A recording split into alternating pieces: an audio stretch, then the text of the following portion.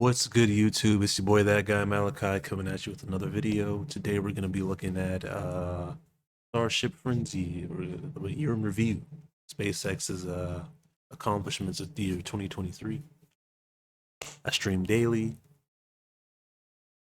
and drop a like and subscribe, bro. Let's get into the video. Fully fueled booster and Starship. Raptor V2 engines with electric thrust vector control made their first appearance at Starbase. I am sure they knew just how important this new design would be. A tweet from Elon gave us a good glimpse into what would now be known as Elon time. Over in Florida at LC30. So apparently, SpaceX had over 90 launches this year, which is crazy. It was 98 specifically, but it was just like the highest in space travel history, averaging at like 3.7 a day for launches or orbital flight. That's pretty wild. I wonder what else they do. I wonder if they'll get in on that space trucking. 39A chopsticks were rolled out to a still unfinished Mechazilla. In addition to that, segments for OLED number 3 were finished, which we predicted would end up at Starbase. With the tower segments currently on the way to Texas via barge, it is safe to say we got that one right. Falcon Heavy USS F-67 was launched from Pad 39A with a classified Seen rocket payload, launches and it is featured pretty a cool. dual return to launch site landing of both side boosters. Booster 7 and Ship 24 performed a wet dress rehearsal, which was the first time Imagine going from model rockets to actually shooting off rockets. Like, you're not playing with, it's a big fucking rocket. Holy shit.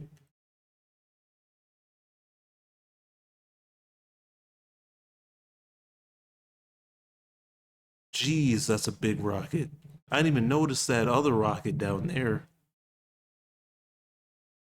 a Starship and a booster were on the OLM with 5,000 tons of cryogenic liquids. Yep, that happened just 1 year ago. Back then, SpaceX was very good about keeping us up to speed on what would become known as X a couple of months down the line.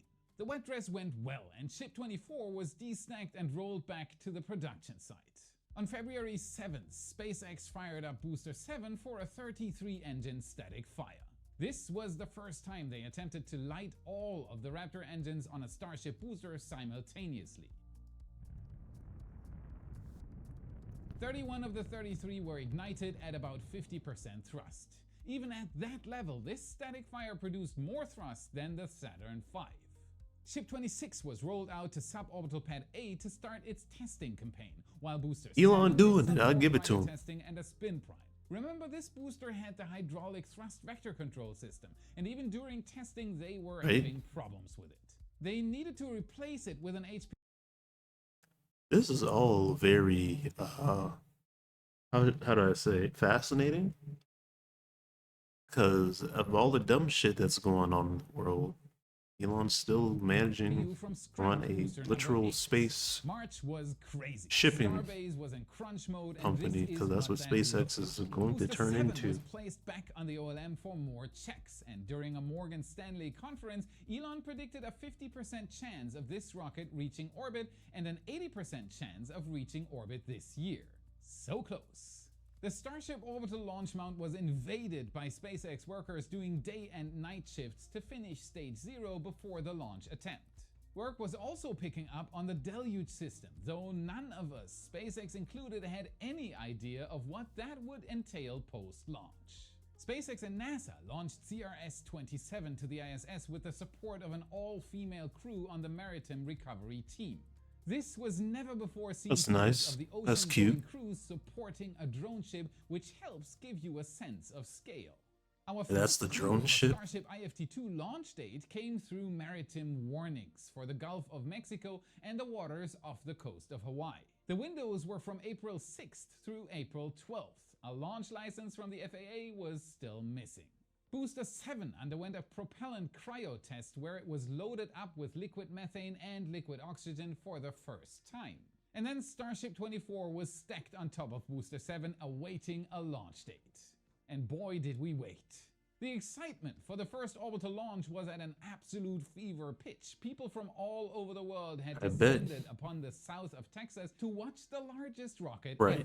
Ship 24 and Booster 7 were now ready to fly, only needing the FAA launch launch license. Uh-huh. Good things come to those who wait, right? On April 14th, the FAA Commercial Space Transportation License was granted to SpaceX for the historical first flight of Starship.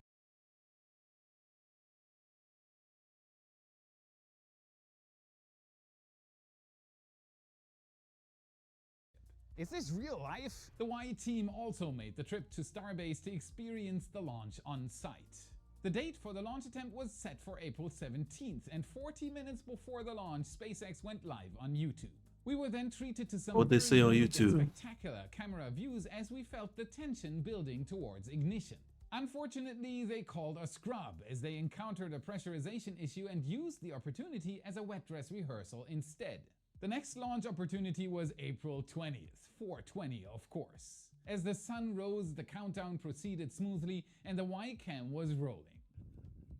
There we go. Once the engines ignited, a massive cloud of dust rose to obscure the Starship and Mechazilla. And it seemed to stay on the pad for a long time. We all held our breaths looking for that first sign of upward movement. The shockwaves rippled through everyone's body as the largest and most powerful rocket ever constructed rose to the skies. Watching the live stream, Yeah, that it was Super Heavy clear is that the crazy. booster was having trouble as engines were turning off or right up exploded. Would it make it to stage separation? Remember, the staging event was to be a spin of the full stack and then Starship would detach. It certainly got the spin part down due to loss of control, but unfortunately Ship 24 never got a chance to fly as the FTS was activated, and after a few more rotations, That's Ship dangerous. boosters Oh, succumbed damn. to their fate. The most important goal for this flight was to clear the tower and get downrange. Everything after that was gravy. Starship Flight Test 1 was a success. It got off the pad. That's all it was supposed to do. Though we'd all learned the price the launch site paid. Fucking earthquake in a bottle. Good Initial lord. pictures of the area under the OLS Show was shaking like sparked a crazy. firestorm of discourse on the fate of the launch It looks pad. fake. Speculation ran from a few weeks to several years before the next flight. SpaceX wasted no time getting to work while the FAA and FWS started a review of the flight. The vertical tanks of the orbital tank farm were severely dented, and Yeah, obviously that shit got something would fucked have to up. be done about the giant hole under the OLM. A water-cooled steel plate was the solution. 1 to 2 months, however, was a bit optimistic. And we all became experts on plumbing, water hammer effects, and heat transfer of steel as SpaceX went about assembling an impressive and unique flame deflector system. Pulling way back from Starbase, we had the Hakuto-R mission from iSpace attempting a lunar landing. Launched by SpaceX 4 months earlier, the spacecraft made its final approach on April 26. Oh, damn, for real? Unfortunately, the lander ran out of fuel before touchdown and Ah. impacted on the surface. 8 out of 9 objectives were accomplished, however, and iSpace plans for another attempt in 2024. Falcon Heavy was back in action, lifting 2 massive satellites into orbit. Viasat-3 Americas and Arcturus. Oh, the Falcon This rocket took was a off. The unique Super Heavy run by was the Falcon one Heavy taking. standards, as the entire vehicle was expended. No attempt was made to land any of the boosters. Cleanup and repairs continued back at Starbase. Damn, the Raptor booster engines fucked up? didn't break the Fondag immediately. Instead, the sand underneath the launch mount compressed so much that the layer of concrete above bent and then cracked. So this is how the cookie crumbles. Another update of 6 to 8 weeks before Ship 25 and Booster 9 would be ready to fly. Imagine was being in a that full month. course meal We of a also got rocket. a sneak peek into how the Raptor Oh engines my would interact gosh. with the water-cooled steel plate. That's Would it be able to fucking handle 33 metal. of these engines? Ship 25 arrived at the launch complex to start its engine testing campaign. Starbase construction activities briefly made the national news as 2 giant tanks made their way from Kansas City to Boca Chica. Axiom 2 launched on May 21st with Crew Dragon Freedom atop I wouldn't a get in the Falcon rocket. 9. The crew would spend the next 10 days aboard the I wouldn't. ISS carrying out their assigned task and contributing to the ongoing research and operations at the space station. In June, Star Factory continued to expand and new foundations were poured. Musk also gave us an update on Starship Flight number 2, which still hadn't launched yet. Now that the ground underneath the OLM had been fortified with pilings, crews could move on to creating a new foundation for the water deflector system. The process of creating a giant rebar cage began.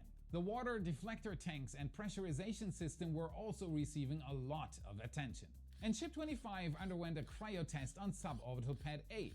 Tons of testing. The configuration of the water deflector They need it. plates was With all that firmly testing, that starting shit to could come blow into up. focus, We and don't with need the that. help of Ryan Hansen Space, we were able to visualize this for you. The quick pace Oh, of nice. engineering Thanks, and Ryan construction Hansen was Space. absolutely bonkers now that we have the luxury of hindsight. The transporter mission on June 13th gets a special mention here because it was the 200th successful landing of an orbital class Oh, that's pretty rocket cool. booster.